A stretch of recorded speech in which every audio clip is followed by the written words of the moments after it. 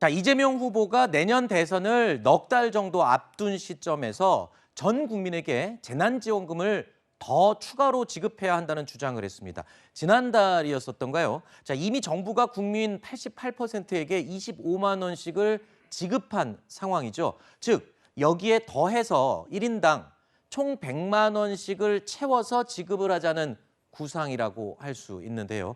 자, 실제로 180석의 거대 여당이기 때문에 자, 그 여당의 대선 후보이니까 맘만 먹고 밀어붙이면 뭐 불가능한 것도 아닐 거다.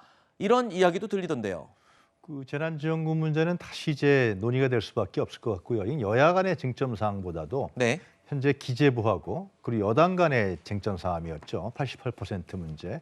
근데 이제 이것이 이제 기재부의 홍남기 부총리 같은 경우는 총량적 지표, 국가 부채, 국가 채무비율이라는 총량적 지표를 얘기한 것인데 뭐 48%, 50%안 된다고 넘으면 안 된다고 얘기를 했는데 사실상 이건 경제학적 측면에서 봤을 때도 이 국가 부채가 얼마 되고 채무비율 얼마 되면 리스크가 크다라는 이론이라든가 적절한 근거는 전혀 없습니다. 네. 그 상대적으로 봤을 때도 일본도 200%가 넘고 미국이라든가 선진 유럽 국가도 우리나라보다 훨씬 높은 국가 채무 비율을 갖고 있거든요. 내부에서 결정할 문제라.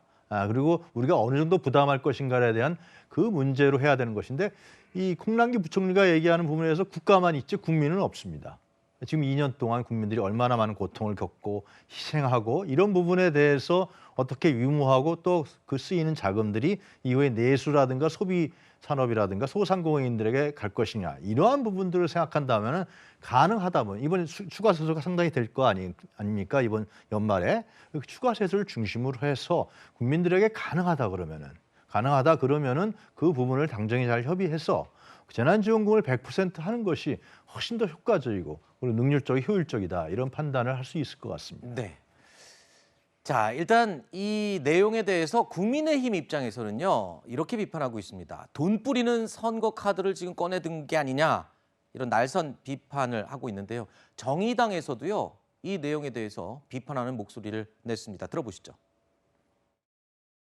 민주당 이재명 후보는 국민 1인당 100만 원 재난지원금을 지급해야 한다고 말했습니다. 위로를 말할 때가 아니라 책임을 말해야 합니다.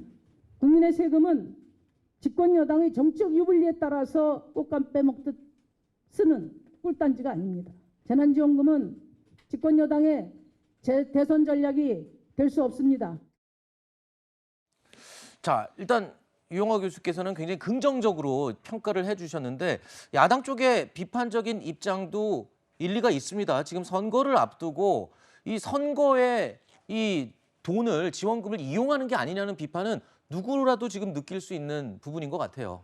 사실은 뭐 표현이 좀 그렇습니다만 생뚱맞죠. 네. 이 지금 대장동 의혹에서 뭔가 벗어나려고 하시는 것이 아닌가라는 의구심을 일단 버릴 수가 없고요. 네.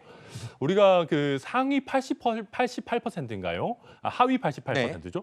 그 지급했던 재난지원금 집행이 사실 지금도 이루어지고 있습니다. 계속 아직도 지급되고 있죠. 네, 그렇습니다. 그리고 지금 사실 내년도 본 예산 편성이 대부분 다 이루어져 있는 상황인데요. 이재명 지사가 말씀하시는 1인당 50만 원 가량의 추가적인 재난지원금을 집행하려면 25조 원의 돈이 추가로 드는 상황입니다. 근데 본 예산에서 일부 국회에서 좀 삭감을 하긴 합니다만은 그게 대략 3, 4조 원 정도 수준이거든요.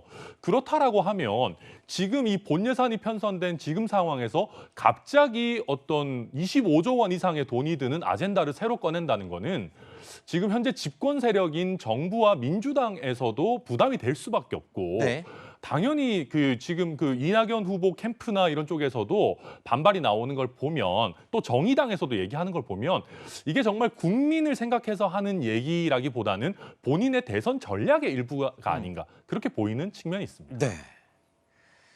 자, 이재명 후보의 재난지원금은요. 이 바다 건너 로마에서조차도 언급이 또 됐습니다. 로마에서 열린 G20 정상회의에 참석한 홍남기 경제부총리에게 기자들이 이재명 후보가 발언했던 그 내용을 질문으로 던진 겁니다.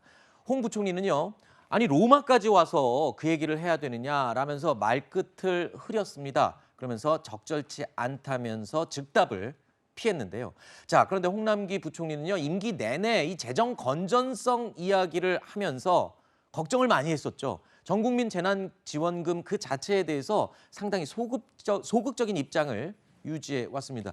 이 대답을 피했다라는 게 글쎄요, 뭐 그 자리가 적절치 않았다라는 뜻도 되겠지만 홍남기 부총리가 가지고 있는 이 재난지원금, 전국민 재난지원금에 대한 약간 부정적인 인식을 드러낸 게 아니냐, 기자들은 이런 얘기도 하거든요, 지금. 예, 그런 부분이 분명히 깔려 있는 것 같습니다. 네. 뭐 대통령을 이제 순방하는데 수행단으로 가서 거기에 차기 주자에 대한 정책에 대해서 언급하는 게 물론 부적절하긴 하지만 지금까지 홍남기 부총리가 보여줬던 그런 어떤 행보를 보면 이 재난지원금과 관련해서 나라 국간을 지킨다는 그 지위 때문이겠지만 굉장히 부정적인 의견을 지속적으로 피력해 왔었기 때문에 그 연장선상에서 사실 1인당 100만 원을 주는 부분에 대해서 이 기획재정부 장관으로서는 긍정적인 답변을 하지 못한 것 같은데 사실 지금 코로나19 국면이 장기화되고 자영업자뿐만 아니라 여러 국민들이 다 어려움을 겪고 있는 상황에서 국가 부채 비율이 OECD와 견주어 봤을 때 대한민국이 그렇게 높지 않은 상황임을 감안했을 때 한번 의논을 하고 논의해서 사회적인 어떤 공론화 작업을 이뤄 나가는 것도 의미 있을 거라고 생각이 듭니다. 네,